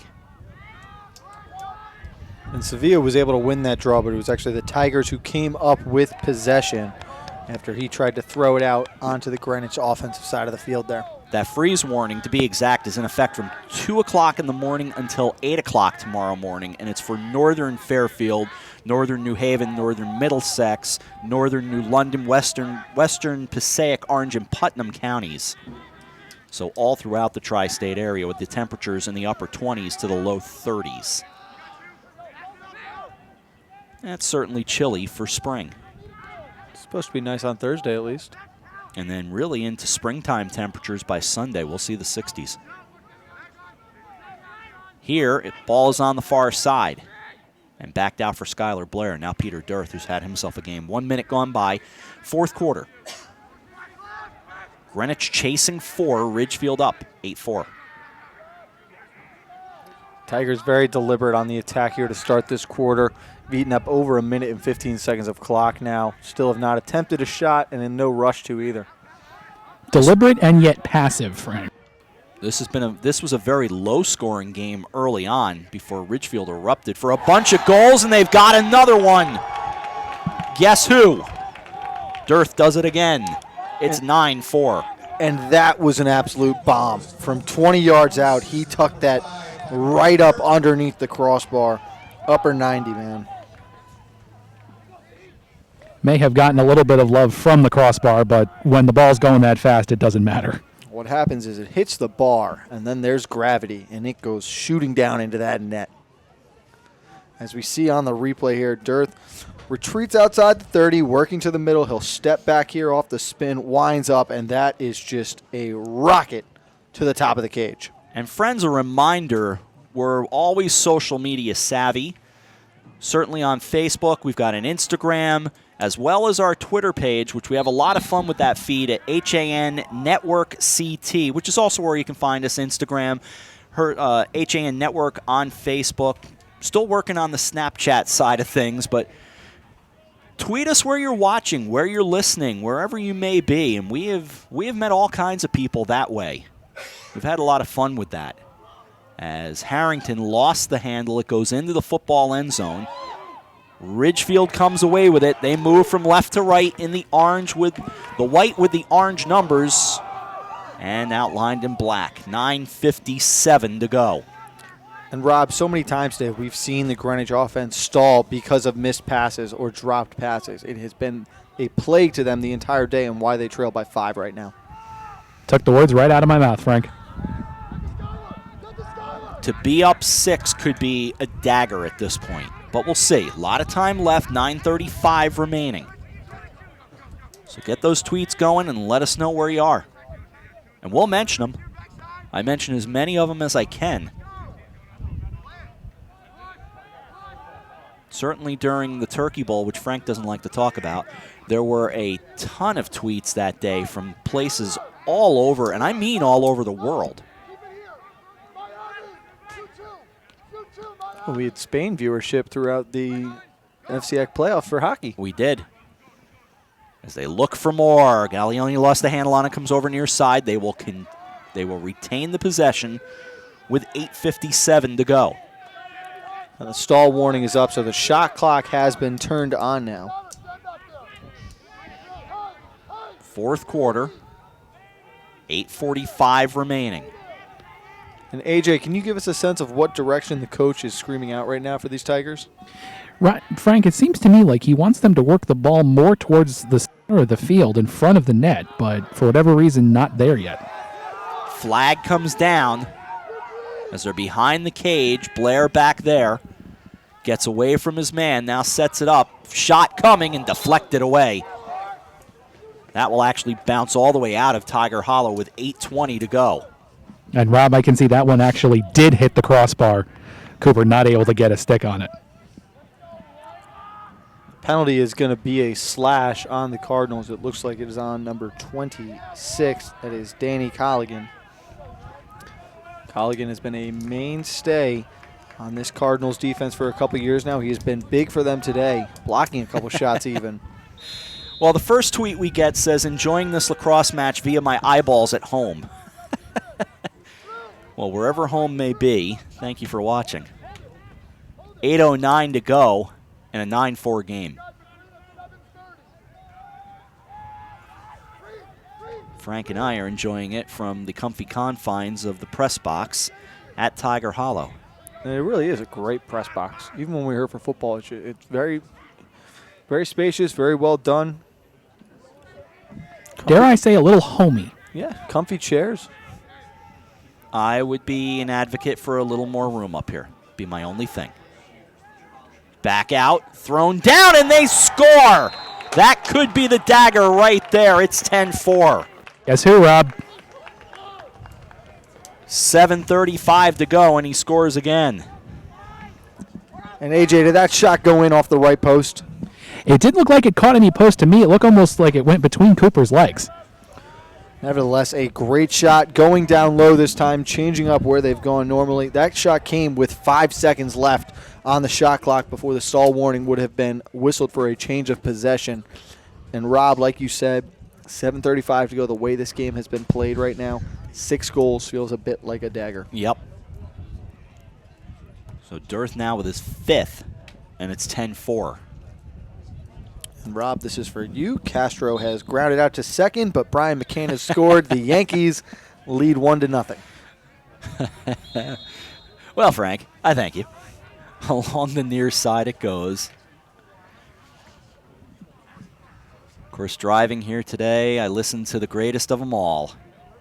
A little Vin Scully on Dodgers opening day at Chavez Ravine. A day after, they named part of Elysian Park Avenue Vin Scully Avenue, as it should be. Backed all the way out by Perry with 7:10 to go. I would say Vin deserves more of a way than an avenue. They also have the press box named after him, not shockingly, at Dodger Stadium. Here's Perry. That goes well wide. Rob, I mean, I think one of the biggest shocks of the game, with the way he's been playing, Perry hasn't scored yet. And we thought after that first quarter, or even the start of the second quarter, he was definitely in for one at least. I totally agree with you. And to my eyes down here, it looked like he rushed that shot just a little bit. And you can understand why. 6:45 to go. They've got a lot of work to do as O'Connor backs it out. Here is Perry. Well, this is the point in time, Rob, now where they're going to have to start taking shots early on in possessions. You'll keep one behind the net to guarantee that if it goes wide, you still will have possession. But they've got to get balls on the cage right now to get back in this game. Over to the near side. By the way, speaking of baseball, very quickly, I want to make sure I mention today's Nutmeg Sports because a worthy watch or listen, as that will be turned back around to Ridgefield. The official historian for Major League Baseball, John Thorne, was on today's show with Donald Eng and myself as we talked about Doc Adams, who it's now really coming to light that he might have been, and you hesitate to use the word father of modern baseball, but he had a lot to do with it, more than has ever been recognized. And just great to have Mr. Thorne on the show today. A timeout called by Ridgefield with 6:05 to go. 10-4 the score, but really a terrific conversation with a man who knows, and I like to believe I know a few things about the sport of baseball. John Thorne's got me by miles and miles, ridiculously knowledgeable. He's done an unbelievable job for the game, an impact that really goes almost unnoticed at times. But tremendous and a great guest. I look forward to watching it, actually. And Doc Adams, as we mentioned during the show, and this is the reason we had him on, he lived the latter part of his life in Ridgefield, right here, in fact. Although a few miles away, he lived on Main Street, but I believe I read it, and AJ, you might be able to back me up on this because I believe I was telling all of you guys, and Eric Gendron as well, that he was the first president of the Ridgefield Bank and I believe the first treasurer of the Ridgefield Library. I personally did not hear you say that, Rob, but I'd never doubt your knowledge of history. So really interesting stuff, and you like the Ridgefield tie-in, so it just worked out well. And again, John Thorne, and he said he'll come back on in the future. I was a little starstruck by that one, I have to admit. Very cool. I'm excited to watch it.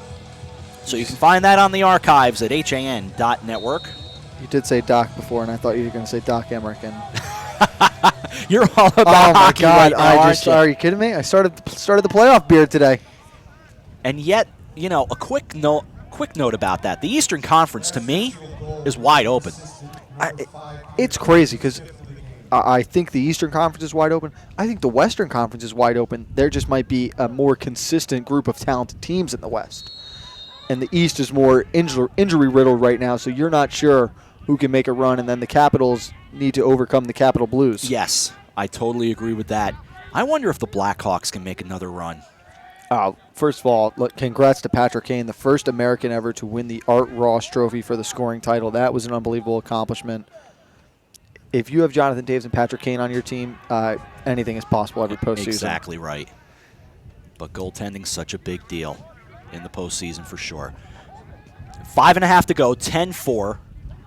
Ridgefield in control.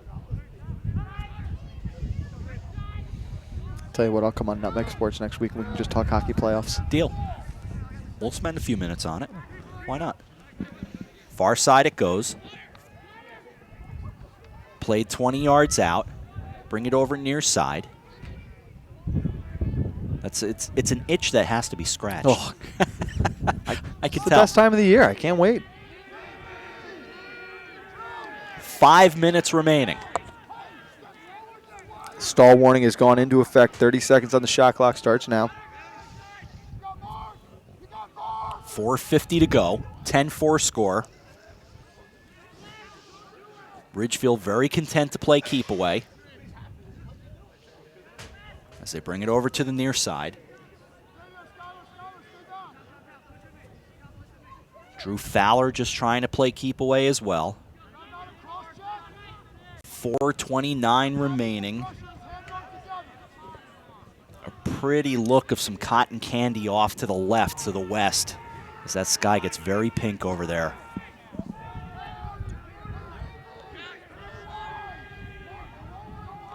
Played back behind with 4:10 to go. Charging around. Fowler sent it back out. And there is the whistle.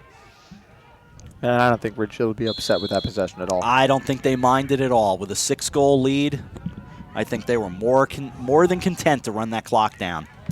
Content to run the clock, guys. Ridgefield coach is definitely not happy.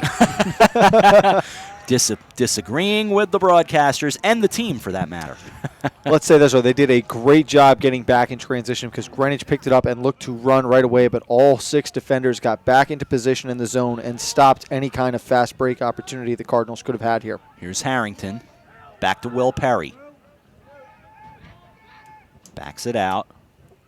3:23 remaining and a very decisive 10-4 lead for the Ridgefield Tigers. Out of the far side, Will Perry. Greenwich has a lot of work to do with 3:10 to go. Charging. Sands, a wild shot that bounces, and it will head out toward the track. It's a wild shot, but at least it was a shot attempt. Yeah. They spent 35 seconds there, still just forced to the outside, and credit the zone, but you've got to find a way to the net right now. Backing out. This will pinball around.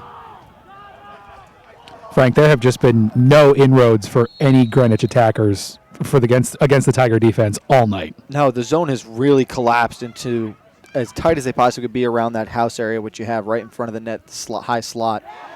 So that one looked like it rang off the pipe. I believe it may have rang off of a part of Clem. He's been great all night long. Less of a clank and more of a thunk. 2:30 remaining. Post-game coming up. Sands to the near side, working his way around. Sands fires, and he scores. Little life remaining with 2:17 to go, but it's a long way back.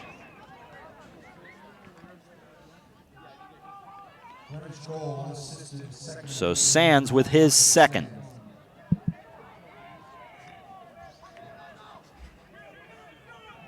But AJ, you're going to have to do a lot of hard work to get 5 back in 2 minutes and 17 seconds. Definitely, Rob. And you see the Greenwich players as they come off the field after that. It's a goal, but they know the mountain they will have to climb. That's one of those, yay, we scored, but very muted celebration for sure.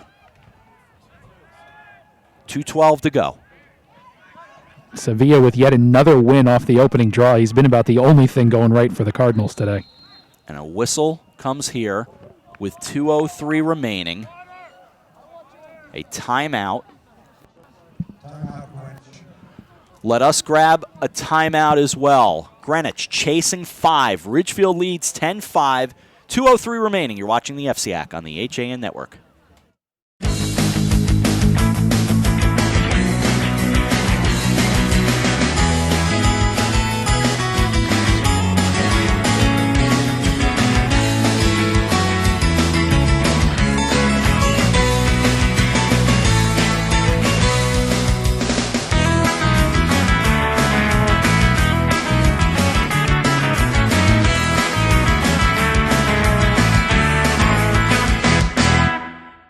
I'm Kate Chaplinsky. Join us for Coffee Break, weekdays at 11 to get the latest Connecticut news, weather, high school sports, and more.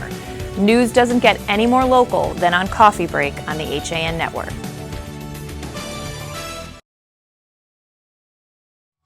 Back at Tiger Hollow, 2:03 remaining, 10-5 the score.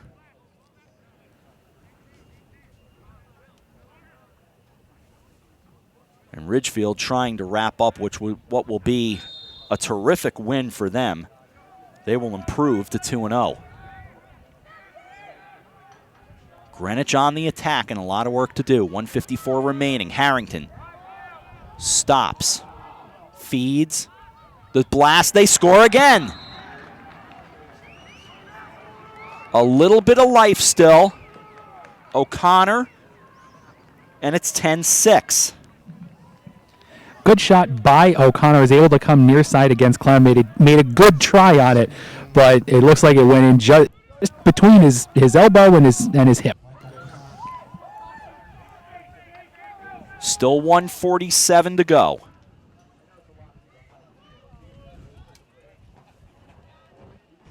So now 10-6 and another big face-off. Bailey Savio got to come up with it.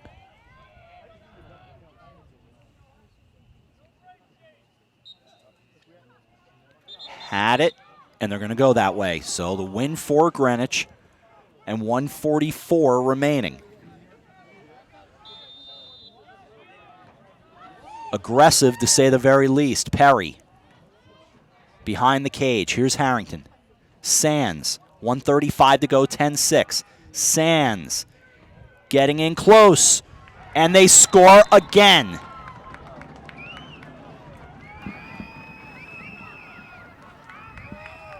Quick ball movement by the Cardinals this time, able to go top.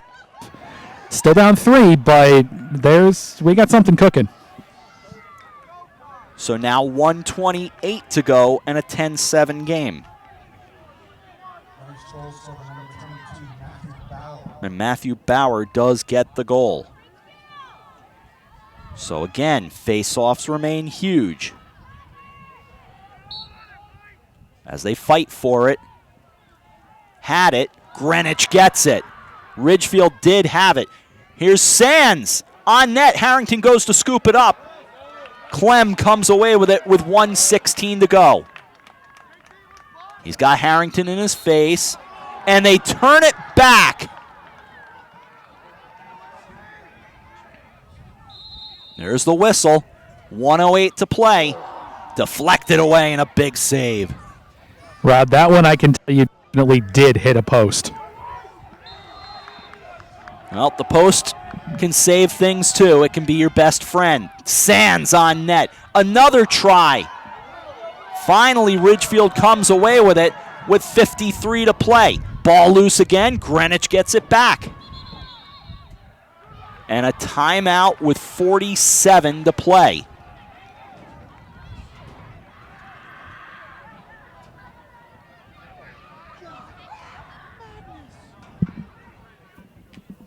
Stop things there. 47 to go. Now they'll reset.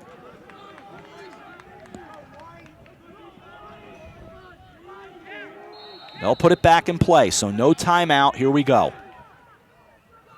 O'Connor sends down. Sands behind the cage. 10-7 game, half minute to go. Ball loose, heading toward the back of the football end zone. It's out. Celebration beginning for Ridgefield and 29 to go. And Rob Greenwich's ball movement woes. 20 seconds remaining. Send it down to the end line of the football end zone. 13 to go. Greenwich will have to call the dogs off eventually. 3 goals in 10 seconds, not likely, as we're down now to 6. Countdown going to 4, down to 3, 2, 1, and this one's over.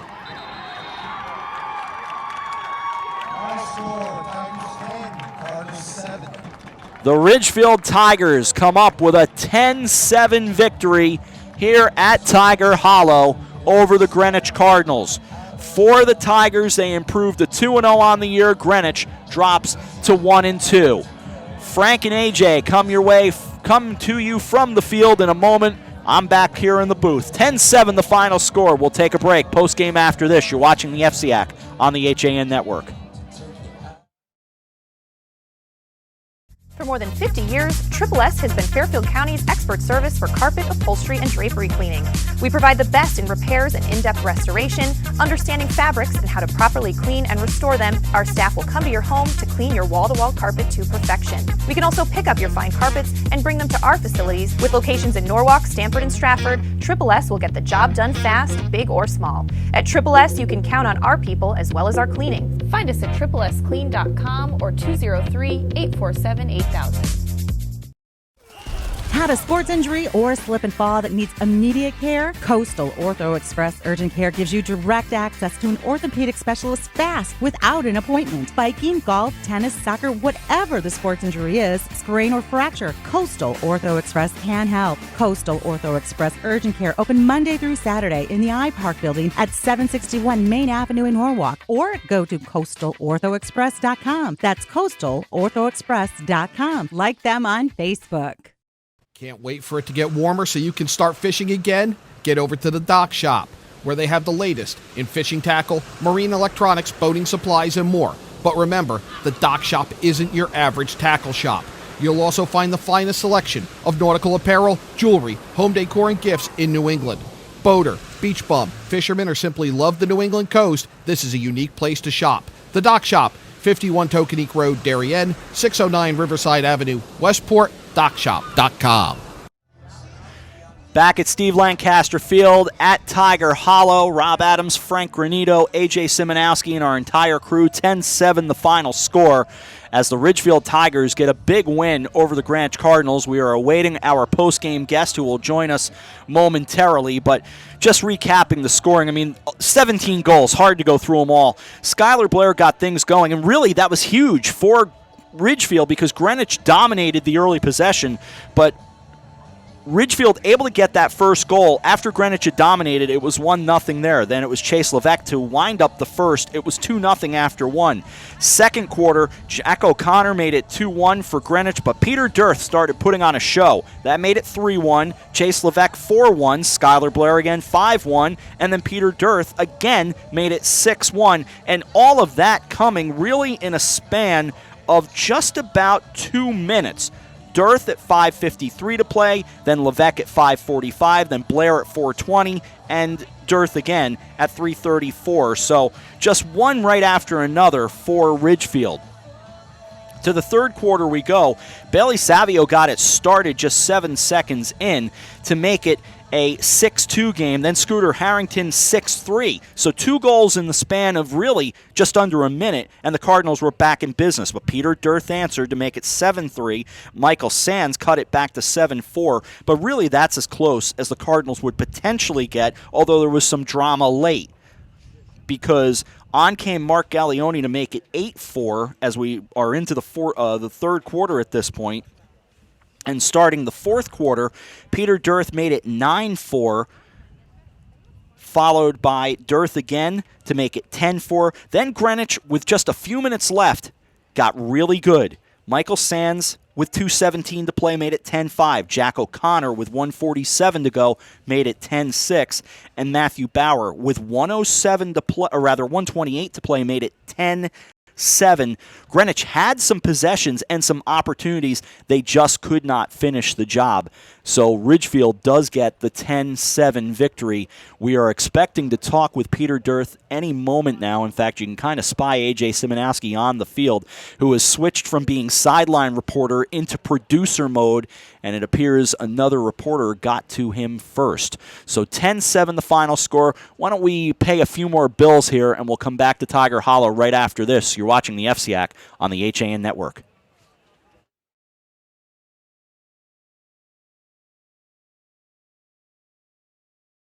Walter Stewart's Market in New Canaan is your time-saving local shopping destination for the best of spring. Find many of your favorite products, from great specials on everyday items to the freshest organic produce, artisanal cheeses, and grass-fed steaks. Drop off your knives to be sharpened, grab a beautiful bouquet of spring flowers, and stop in next door for a wine tasting. Plus, their personable staff is always ready to lend a helping hand. So stop in to Walter Stewart's Market, 229 Elm Street today, or shop online at stewartsmarket.com.